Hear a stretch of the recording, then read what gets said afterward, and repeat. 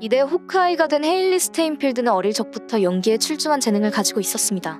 어리지만 연기력 하나만큼은 제대로 검증된 배우였죠.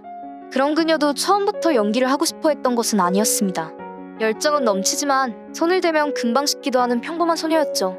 진지하게 연기자의 길을 걷겠다던 그녀의 다짐은 우연에서 비롯된 것이었죠.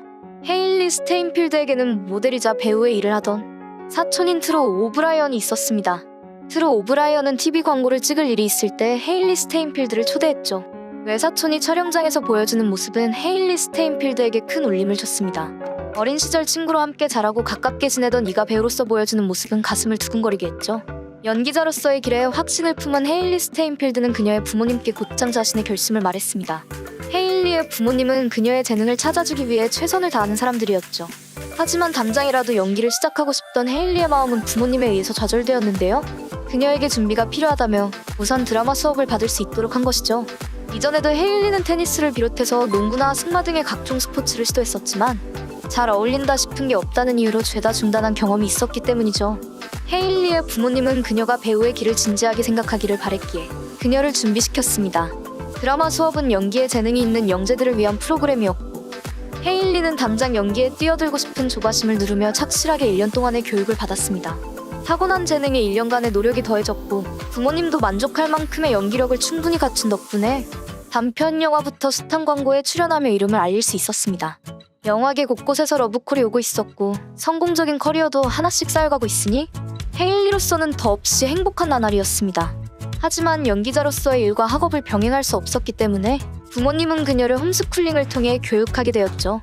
그러다 보니 그녀 옆에 또래 친구들은 많이 없었는데요. 하지만 그녀는 또래의 친구보다 연기가 더 목말랐습니다.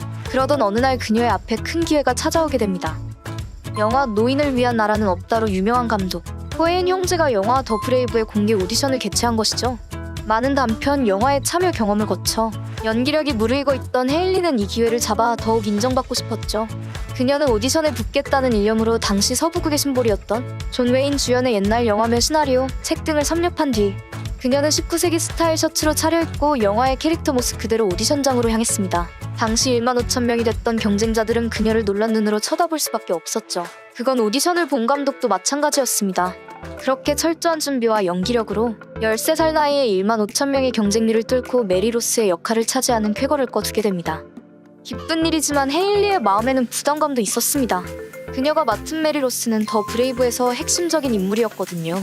감독인 코엔 형제도 헤일리가 메리 로스의 역할을 제대로 소화하지 못한다면 영화가 망할 거라고 언급할 정도였죠. 숱한 평론가부터 대중들이 주목하는 영화에서 형편없는 연기를 하게 된다면 쌓아올려왔던 커리어가 순식간에 박살날지도 모르는 상황이었죠. 결과적으로 헤일리 스테인필드는 그녀를 캐스팅한 코엔 형제의 안목이 틀리지 않았음을 증명했습니다. 아버지의 복수를 위해 길을 떠나는 당돌하고 거침없는 메리 로스 그 자체라는 말을 들을 정도로 완벽하게 연기를 해냈거든요. 어릴 적 배웠던 사격이나 승마 역시도 설득력 있는 연기에 도움을 줬고요. 까다로운 평론가들까지도 찬사를 보낼 정도로 뛰어난 연기력 덕분에 언이 있는 영화 시상식인 오스카에서 여우조연상 후보에 노미네이트 되기도 했습니다. 이는 역대 아카데미 여우조연상 부문 최연소 노미네이트 TOP10 안에 들어가는 기록으로 그녀의 연기력이 어릴 적부터 범상치 않았다는 것을 알게 하는 대목인데요. 덕분에 그녀는 셰익스피어의 비극을 소재로 한 영화 로미오와 줄리엣에서 줄리엣으로 캐스팅되기도 합니다. 그게 전개상대본에는 줄리엣의 누드 장면이 존재하지만 미성년자인 14세의 헤일리 스테인필드가 줄리엣의 역할을 맡았기 때문에 감독은 이 장면을 삭제해야 했죠. 애석하게도 영화가 큰 흥행을 거두지는 못했지만 줄리엣 역할을 맡은 헤일리의 뛰어난 연기는 여전히 호평을 받았습니다. 다음 작품은 흥행이 보증되는 영화여야 한다는 주변의 말에도 그녀는 흔들리지 않았습니다. 연기력으로 인정받고 싶었던 그녀는 자신을 믿었죠. 마크 러팔로 주연의 비긴 어게인에 캐스팅된 그녀는 모든 걸 쏟아부었지만 또 다시 망했습니다. 물론 작품은 망했지만 그녀의 기타를 치는 연기는 많은 사람들에게 깊은 인상을 줄 수 있었죠. 이 비긴 어게인이라는 영화는 의외로 한국에서만큼은 크게 흥행을 했습니다. 무려 342만의 관객이 감상한 영화로 세계에서 비긴 어게인에게 가장 많은 수익을 안겨준 나라가 되었죠. 덕분에 한국 시장에서의 흥행을 기대하지도 않던 비긴 어게인 출연자들의 얼굴이 한국에 알려졌고 헤일리도 한국의 관객들에게 제대로 눈도장을 찍을 수 있었습니다. 순탄하게 커리어를 쌓아올리고 있었고 광고 모델로도 활약하던 헤일리 스테인필드였지만 그녀의 마음 한구석에는 해소되지 않는 갈증이 있었습니다. 어릴 적부터 이것저것 다양한 스포츠를 섭렵했던 에너지는 연기 활동만으로 완전히 연소될 수 없었죠. 비긴 어게인에서 음악에 대해 흥미를 가지게 됐던 그녀는 그 에너지를 가수 활동에 소진하기로 결심합니다. 헤이즈라는 이름을 만들어 본격적으로 가수 활동을 시작했죠. 그녀의 팬들 가운데에서도 부정적인 목소리도 있었습니다.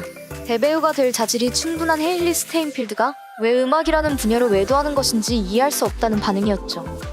그리고 그녀의 2015년 데뷔 싱글인 러브 마이셀프의 내용도 대중들의 도마 위에 올랐습니다. 나는 내 몸을 아플 때까지 만져줄 거야 등의 자위행위를 암시하는 가사가 여럿 있었기 때문이죠.